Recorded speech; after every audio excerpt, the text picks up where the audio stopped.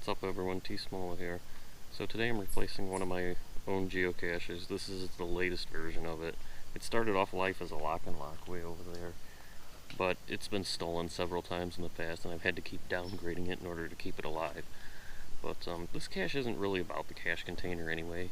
Instead it's about sharing the story of some very strange events that happened right here in Sister Lakes, Michigan back in 1964. They are still talking about this story to this day. Sister Lakes, Michigan. This small town hasn't changed much in the last 55 years. This small lake community still has a roller skating rink, drive-in theater, and a burger joint still in operation a few miles outside of town. How many places in the United States still have all three of those? The town is surrounded by 5 lakes: Big and Little Crooked Lake, Round Lake, Cable Lake, Magician Lake, and perhaps the most well-known Dewey Lake. There are a few gas stations, some brew pubs, and a few stores for the summer farmhands and lake residents who travel in from other parts of Michigan, Ohio, Indiana, and Illinois to spend the warm months boating, swimming, and fishing here. In June of 1964, it was shaping up to be a summer like any other. That is, until it showed up.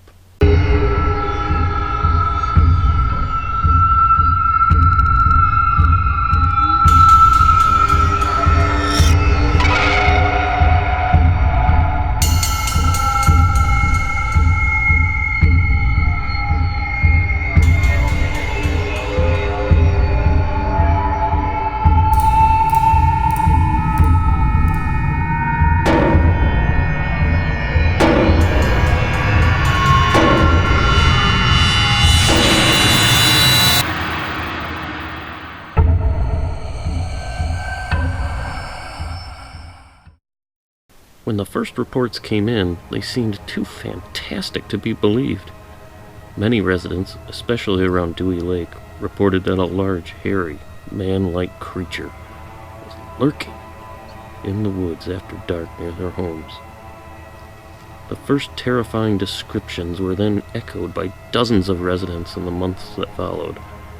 They described a towering creature standing nearly 9 feet tall, covered in dark brown or black hair with large eyes that glowed in the dark. Many of the reports stated that the creature had an extremely pungent odor and uttered a series of strange vocalizations. Some described the creature's sounds as sounding like a baby's cry. Others claimed it growled. Still others claimed that it quacked like a duck. In one story, the creature appeared in a yard after dark and chased a woman into her home.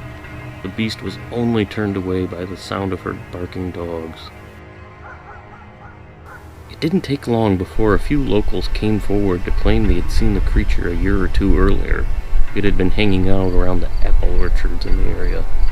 But they'd kept the stories to themselves out of fear of ridicule. Word of the sighting spread quickly as newspapers across the United States and even Canada picked up on the story. As reports of the creature flooded into the local police and sheriff's office, people curious about the monster flooded into the town. The sheriff quickly realized there was a problem, as their own searches were being hampered by the groups of people cruising the back roads and tromping through the woods and swamps around the lakes. They were armed with shotguns and hunting rifles. One evening, the deputies found themselves searching for 3 boys who were said to be armed with a .357 handgun. Other would-be monster hunters started combing the fields and swamps armed with baseball bats, tire irons, and anything else they could get their hands on. As the sightings continued to roll in, local businesses quickly took advantage. One local restaurant began serving up monster burgers, while the local theaters began showing monster movie double features. One clever gas station owner began marketing getaway gas to escape the creature. Another local store began selling a monster hunting kit. It was comprised of a wooden mallet, an arrow, baseball bat, and a net. They actually sold pretty briskly at $7 a piece. The excitement around the creature was so great that it attracted a news crew from ABC Chicago to film a piece on the sightings. Most of the sightings seemed to be centered around the south end of Dewey Lake near Swisher Street and Topaz Street. There are many swamps and farms in the area. One farmer said the creature had been hanging out near his fields and orchards for at least a year.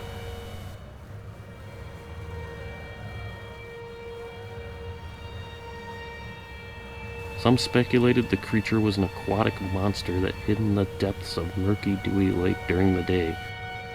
Then at night, it would creep out to terrorize the neighborhood and look for food.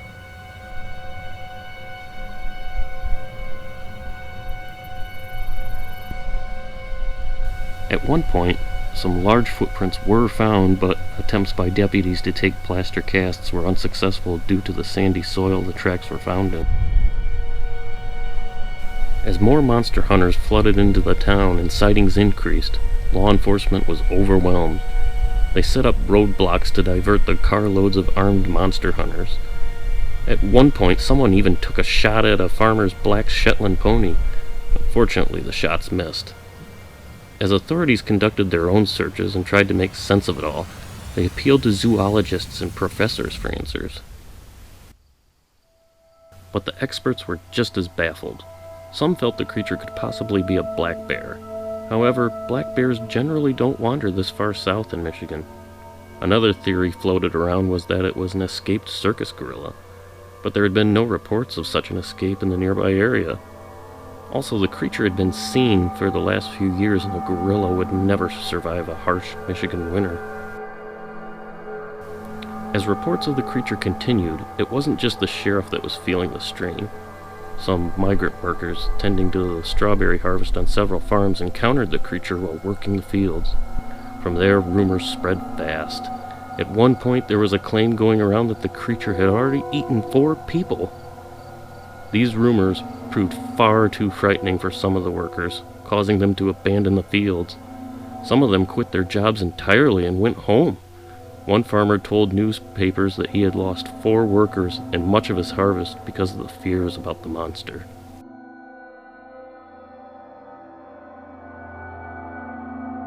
The sheriff had had enough when a local beer distributor offered up a $1,000 reward for the monster. He quickly got the man to withdraw his offer out of fears of even more people flooding the area. Right about then was when the sightings began to slow down, but not before the creature made one last dramatic appearance.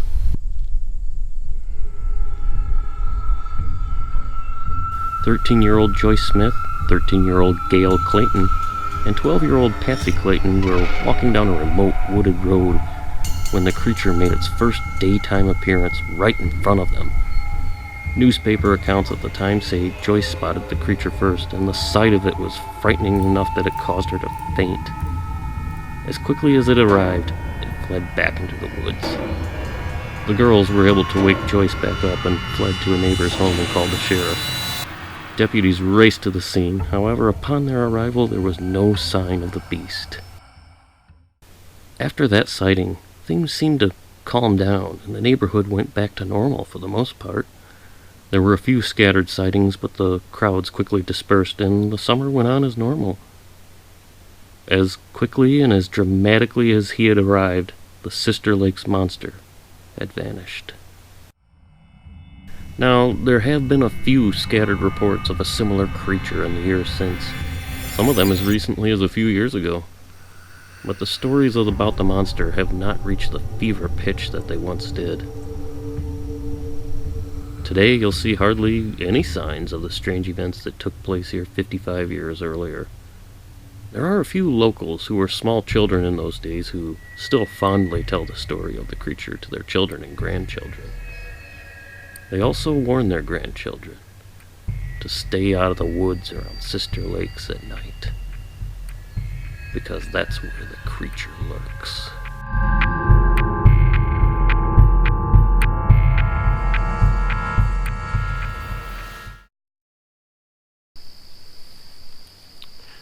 Now, of course, you may not believe any of this story.